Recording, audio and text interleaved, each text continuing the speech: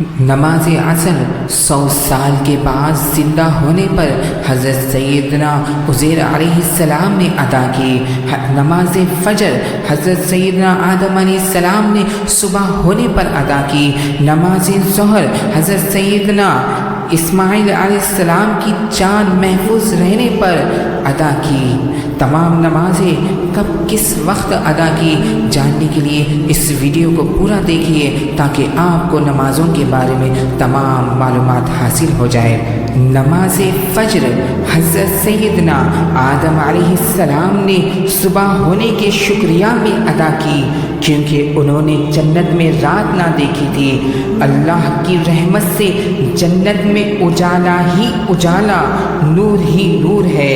جب آدم علیہ السلام نے اپنے مبارک قدموں سے زمین کو نوازا تو شب دیکھی، اور پھر صبح آئی تو خوش ہو گئے اور شکریہ میں نماز فجر ادا کی۔ نماز ظہر حضرت سیدنا ابراہیم علیہ السلام نے اپنے فرزند حضرت سیدنا اسماعیل علیہ السلام ذبیح اللہ کی جان محفوظ رہنے اور دمبا قربانی کرنے کے شکریہ میں ادا کی۔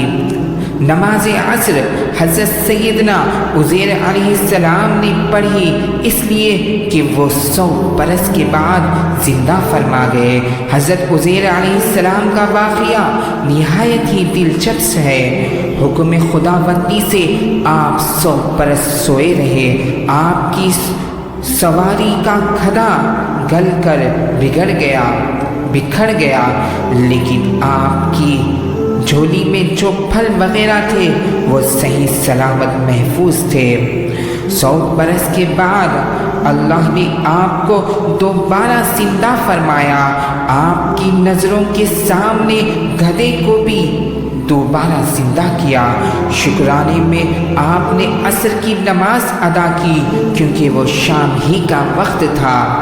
نماز مغرب حضرت سیدنا داؤد علیہ السلام نے پڑھی، اپنی توبہ قبول ہونے کے شکریہ میں، کیونکہ ان کی توبہ قبول مغرب کے وقت ہی ہوئی۔